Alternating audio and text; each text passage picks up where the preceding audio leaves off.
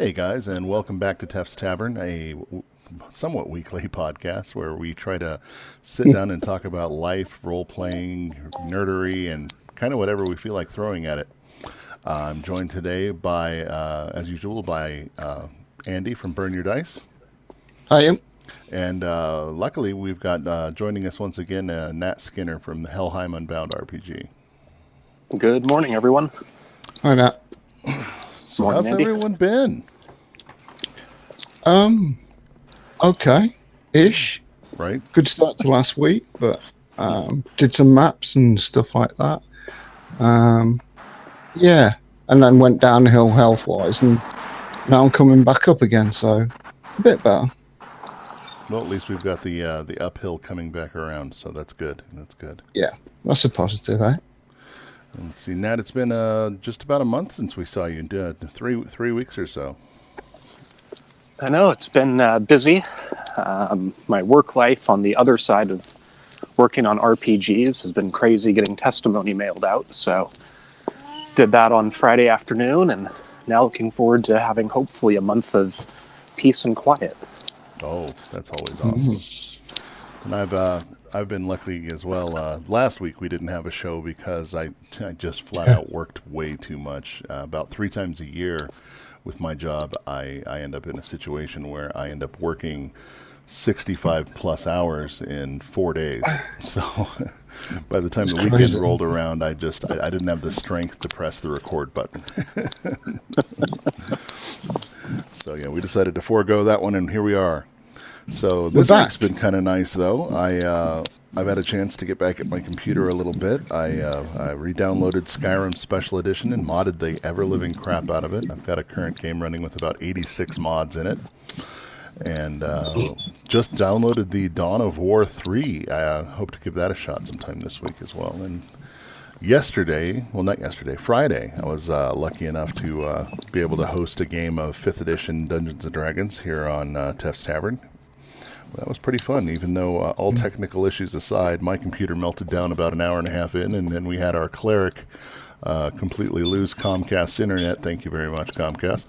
About a half an hour after that. So That's one way of losing your healer, isn't it? no kidding. I was like, see, I told you 5e was deadly. I killed his whole internet. Literally. As apparently he did not pay his sponsorship fees. There you go. Everybody knows before a game of online recording, one must sacrifice a router to the Comcast gods. No kidding. And as silly as that is, I, no joke, just power cycled my modem and router just in case today. You can't trust those broadband companies.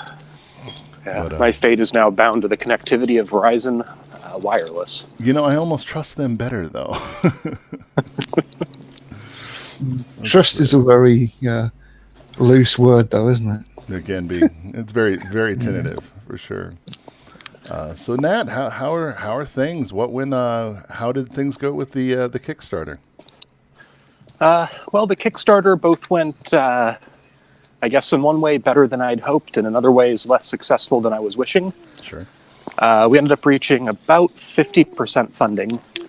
Had 130 backers, which was a pretty decent plug for our nascent company. So if you kind of look back at the track history, had mostly family the first time we were working on the miniatures version of Helheim. And then the last RPG run we had, I think it was about 20 family and about 20 non-family backers. And this time it was mostly the broader Kickstarter gaming community. Which is good, yeah. And I think our goal was just a little too ambitious for somebody who nobody really knows. But we had a lot of good feedback from the community. And we're hoping in about 2 weeks to be ready to pull the trigger on the PDF version going out for sale. Well, that's phenomenal. Cool. Yeah, and it just goes to show that, you're opening up into a wider market where more and more people are getting their hands on your content. And from what I saw, anyway, it seems that everyone who got eyes on at least the sample was happy. So I have no doubt of its future success.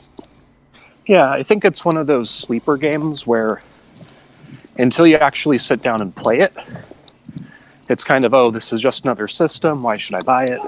And there's But it's the number one thing that we've had is once people sit down and play it, it just works. And it's simple and it's easy and you can adapt it to whatever you want. right. So what's next then? What's in line coming up for you guys? So for us, it's really getting it out the door. Then we're working on a couple of one-shots. And at this point, we're kind of turning our eyes towards 2020, which both is a long way away and yet not so far away. Mm-hmm. And putting together our first setting book for the Saxon Wars. Yeah, I was just going to ask about that one. So that's the big thing you've got your eye on. Yes. And So- help me out for someone not in the know. What is the Saxon Wars?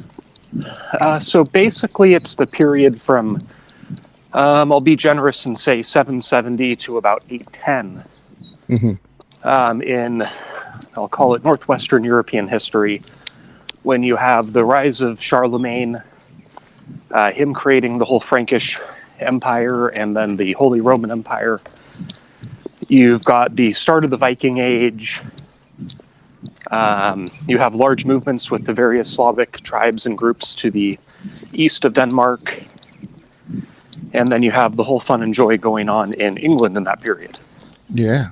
Wow. And so it was a very tumultuous time in history. Sure. But it also makes it a great setting for, I guess I'll call it low fantasy Yeah. role-playing, because there's just so many things going on. You have all these different cultural groups mixing and merging and just So- a lot going on. It's going to be essentially a setting book for your system based on actual historical fact. Yes. That's And then we phenomenal. will have kind of low fantasy is usually my bent these days, so we'll have those elements available as well as more high fantasy. Because I'm seeing more and more as I venture through the nooks and crannies of the role-playing universe online, is these systems are being adopted and used in schools in a lot of places to not only teach maybe introverts to be less introvertive, or extroverts to maybe be able to work together as a team, but in some cases like this, it could actually go farther to even teach historical fact, where I got to tell you, when I was in high school, history, man, I was either ditching class or not paying attention. So, and unfortunately, I really kind of shortchanged myself there, because now, man, I've had to really pick it up to learn that kind of thing, because it's just been so interesting to me now that my interests have changed, and I'm more involved in believing, reading about the Dark Ages and medieval era and stuff like that. Yeah, I think it's one of the challenges is that a lot of history books tend to be pretty dry and dusty. Right. And I think the more you can do to show the excitement and the political intrigue and everything else going on in the broader world, the more engaging it becomes. I think, And I was lucky to have teachers in high school and college who were able to do that. Nice. I mean, when I was at junior school, it was great because we did lots of our own sort of history, plus Greek mythology, Roman mythology. And that was amazing. And then you got to high school and it was all the Industrial Revolution, which just bored the crap out of me, really. You went from like Greek gods to like how to plow a field. I mean, Right. but it's good. I mean, the Saxon Wars one really interests me, obviously. Well, yeah. Yeah. And it's one of those weird periods that just kind of gets largely glossed over. Yeah. I mean, I'd say most people, at least in the Western world, have heard of Charlemagne. Oh, yeah. But you don't really know how he did, what he did, how he did it, let alone in kind of the context of this is happening at the same time as all the various things going on in England, the start of the Viking Age, kind of all this very tumultuous geopolitical change all happening within the span of 30 years. That is kind of just packed in there. That's intense. So that can lead to some really interesting storytelling. Because you can combine a lot of mythology into that, really, from all the different people. I mean, for all the different people that just came to Britain. Yeah. Yeah. Like when I was like looking to do sort of a really open Mercia setting, I was like thinking, right, okay, I've got Celtic mythology, Norse mythology, and then even why not like Neil Gaiman's sort of American gods thing? Why not have like Roman mythology as well? If the gods travelled with the people, if you know what I mean. Right. Well, and the neat part about it is, depending on your table, your group, your family, whatever you're playing with, it gives you an excellent outline there in fact, that you could run with just that and be extremely low fantasy, or you can kick the actual factual historical mythology in, and boom, there's your low fantasy to high fantasy, just depending on how far you want to take it. Yeah. And that's actually kind of my preferred history path for the setting. I'll probably have the notes from the author section somewhere in there. And it's exactly that is, what if the Saxon Irminsouls were the one thing holding the borders between the gods and humanity apart? And then Charlemagne comes in, starts burning them. And then all of a sudden, you cross into the Norse, one of the Norse 9 realms somewhere, or you're able to pass into heaven or hell, or demons or angels start pouring out. So you've got a little bit for everyone there. You've got the good old fashioned hack and slash if they just want to be playing against humans. You've got planar travel there if you want to go to any of the extra planar situations you just said there, and that's really cool. Just the possibilities are really going to be open on that. So I'm excited to see where that goes, because Andy and myself have always been very focused on more story-based gameplay than mechanical, really. I mean, I always say that I don't really give a damn what system we're playing on, as long as we have a good story and a good group, because for me, that's what it's all about. Absolutely. Yeah, I was listening to an interesting bit with Matt Colville and Adam Coble, and they were talking about how, well, it's really all about stories, and that regardless of the system, you've done everything right.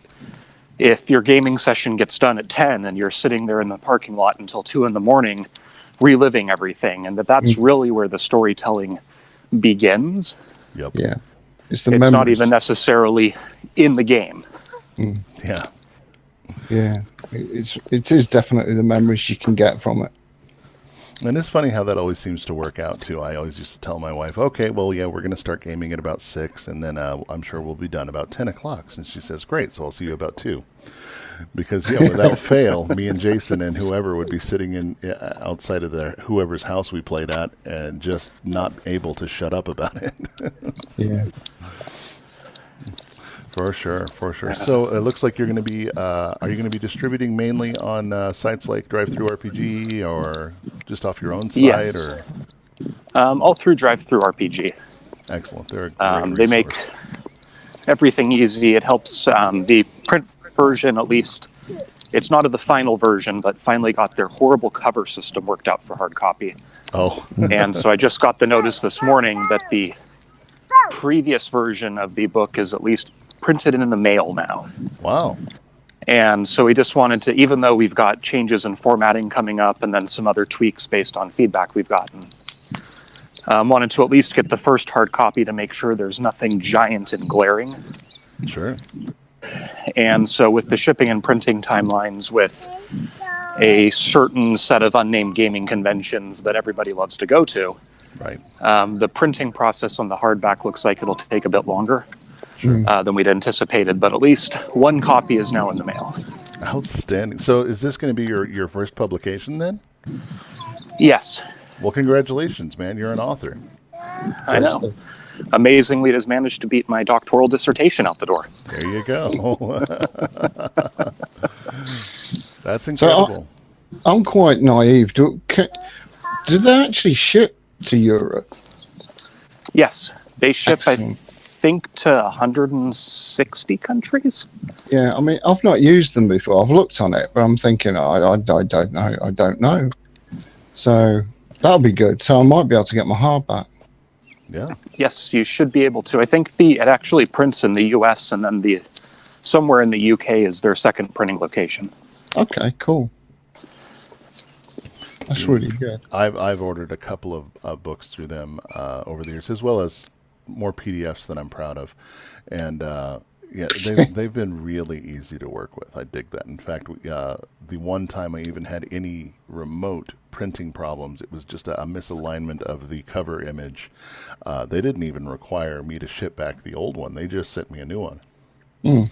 So yeah, they're a fantastic company, and it's just a great way for us to get stuff out there on the market without having to worry about coercing and selling our idea to a major publisher. So that's awesome. Will you let us know then, Nat, when it's all up and ready? Absolutely. Yeah, Brilliant. You'll actually get one of those kind Kickstarter emails when I post everything. So. Nice. So yeah, once we hear from that, we'll actually on that week's show, we'll make sure to let everyone know that it is out and available, and we'll point everyone to the link, because yeah, that's going to be just phenomenal. I can't wait to see more people getting their hands on this. That'll be fantastic. And just on that point is that because the PDF will be coming out a good bit earlier than the hardcover, we will be giving basically the price of the PDF off if you buy the hardback later on. Oh, Okay, wow. that's cool. That's fantastic. So for about a month or so, what we'll do is we will have basically just a link posted, so you can go there and it'll be the $5 off. That's how to do it right there. That's fantastic, because that's always been a point of contention for me. I've thought, well, come on, man, I already paid for this information. I just want a physical copy. So that's great. Way to go. Let's see. So yeah, that's anything else you want to talk about, Nat? Any other projects or anything else you wanted to touch on before we move on to anything else we've been doing? I think that's been about it. My one set of experience, not to discourage people, is I would start out with a source book or maybe some one-shot modules first, rather than going whole hog into a new system. Right. Continues my lifelong career of doing everything completely arse end over backwards. The hard way first, yeah.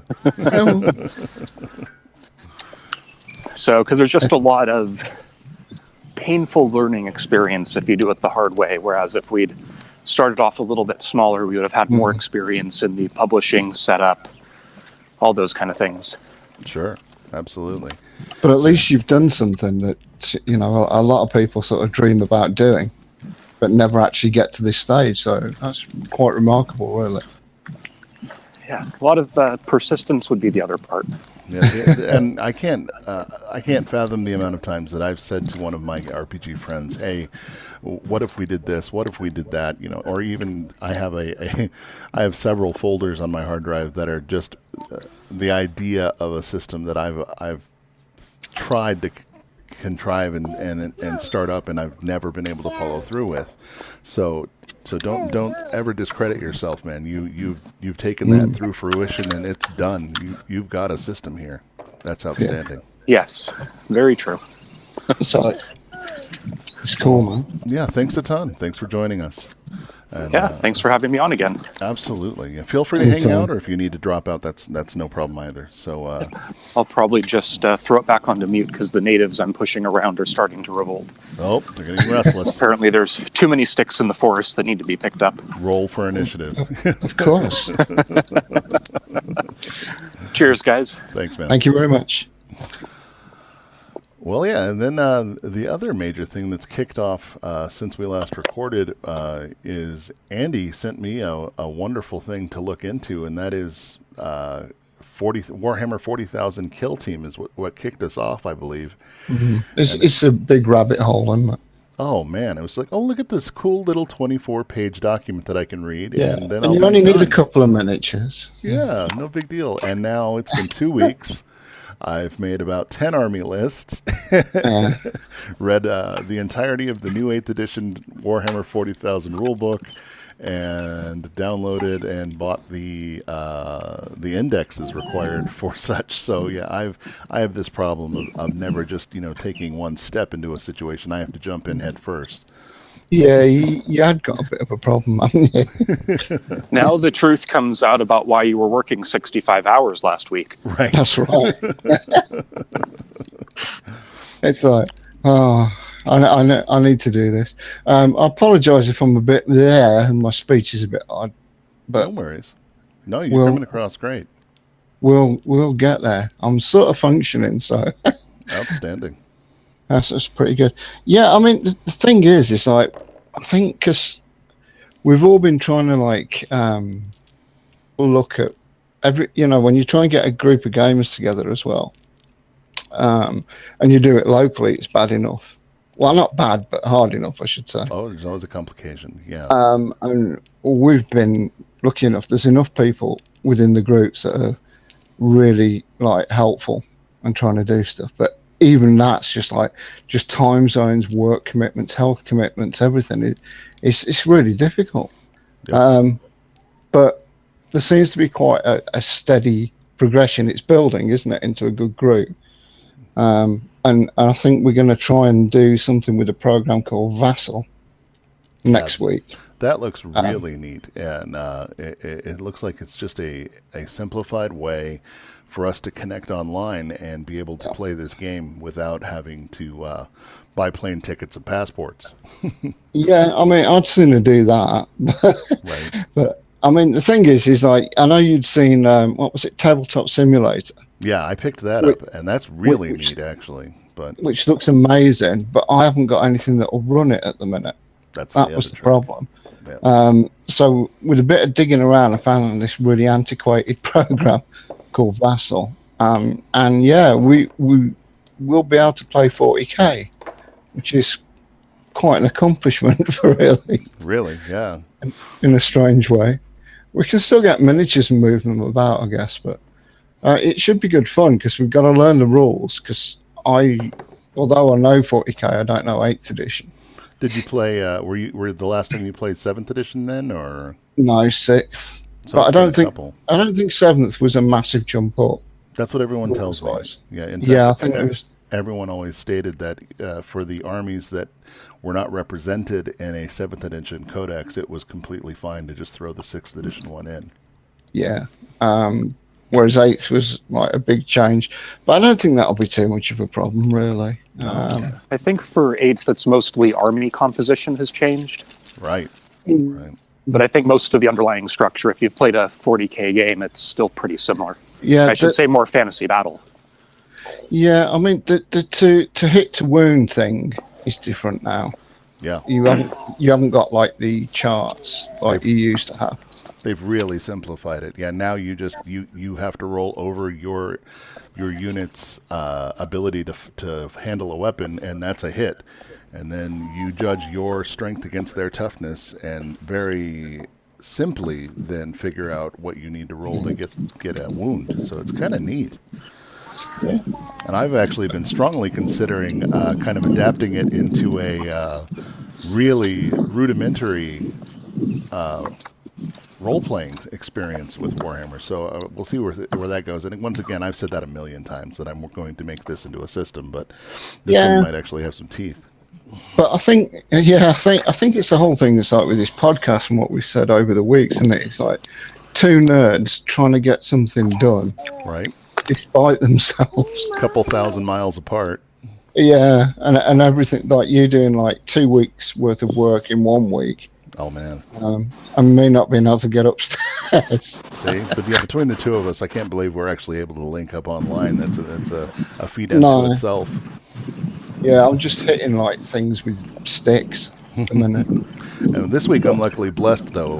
Wednesday will be the 4th of July, which I'm sure is a huge holiday for you guys, Andy. And then I'll be off the remainder of the week as well. So that'll be good. I'll actually get some time in. Yeah. Well, are we going to try and record it or something ridiculous? Cause I think we should, because then people can point and laugh. Pathetic. Oh, it's going to be bad. Yeah, it'll be the most cringe-worthy game you've ever probably seen. I know. I say whenever you can make a video or a podcast where the viewer and audience is screaming at their device trying to get you to do it properly, you've done something entertaining. But I think it'd be good. What are we going to do? Like start with 2 squads and a HQ and that kind of thing. I think we would be best. That's a great idea. We need to start off tiny. If With not, one miniature. one Marine versus one Tyrannid, or it might just be too that much still for could us. take 2 hours, couldn't it? We can stretch that over a 6-hour recording, no problem. I think, charge sort of $10 pay-per-view. No kidding. That'll be on the Patreon only. Escalation leagues are a lot of fun. Yeah. But I noticed you can play War Machine on it as well. Oh, no kidding. And Malifaux. I think you'd like Malifaux. You dig Malifaux's background. I've been reading a lot of them, man, and they sound really interesting to me. So yeah, I'm up for whatever. You know me. I think we'll painfully do 40k first. Yep. And then we'll painfully do War Machine. Yeah. And then we'll painfully do Malifaux. Outstanding. And by that time, nobody will want to see any of it. And from what I'm seeing on it, actually, it would not be outside the realm of possibility to use this as an online tabletop for role-playing games.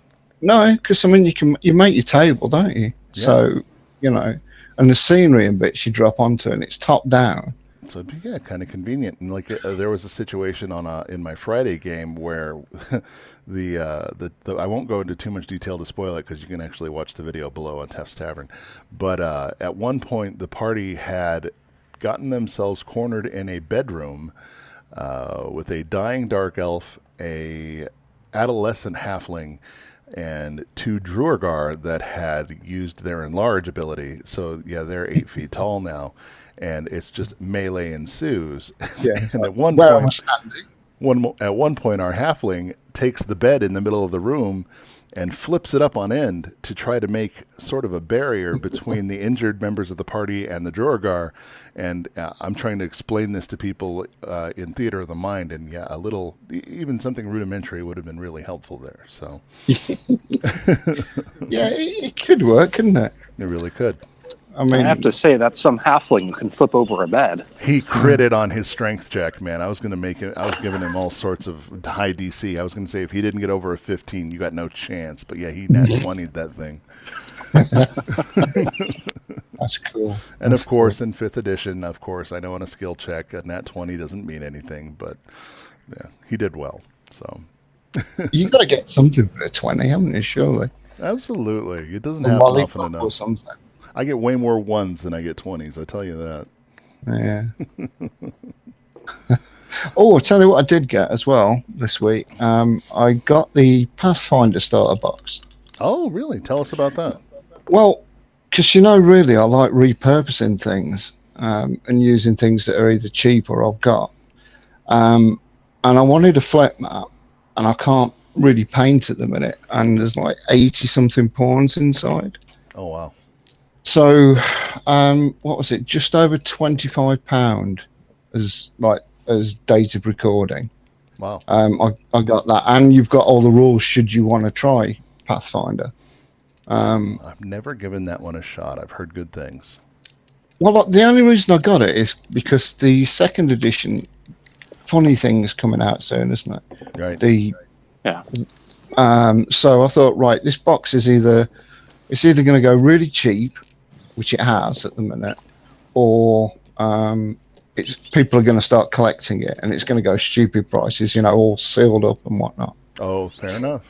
So I thought, right, if anybody actually wants a lot of pawns to start an adventure, and you've got a flip mat's got dungeon one side, and then it's brown grid the other side that you can draw on. Yep. It's ideal, and it's probably cheaper than buying all those things separately. And it's great. The quality is really, really good. Yeah, I actually have that flip mat. Was given to me by one of my players, and he actually ended up with 2 of them. I don't know if it comes 2 to a package, but that has been the best dry erase map I have had. I've gotten more than our money's worth out of that for sure. I've been using it for 7 years now, off and on, different systems between 4th edition and 5th edition and whatever else we've done. That's been our go-to, and he's absolutely right. With the brown dirt color on one side and the dungeon tiles on the other, it's just great. Yeah, Yeah, and their cardboard minis are nothing to sneeze at either. Certainly far more space efficient than regular models. Yeah. Yep. I mean, if I could, I'd be painting like a maniac again. Oh, But man. at the moment, I can't. So I'm looking like I always tend to for alternatives. Instead of saying, well, I can't do that now, I'm thinking, well, how can I do that? Yeah. And it's just been a whole thing with my whole lifestyle at the minute. I'm having to adapt and change and do different things. And it might be useful for some people out there that have never seen it or thought, oh, I don't want to buy Pathfinder. Well, just if you can get the box cheap enough, you've got great stuff inside it.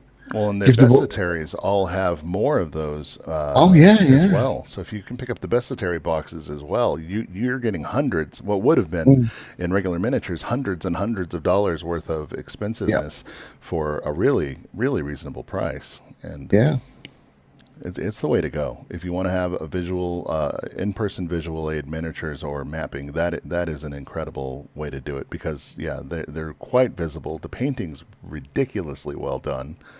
Yeah. And they're great.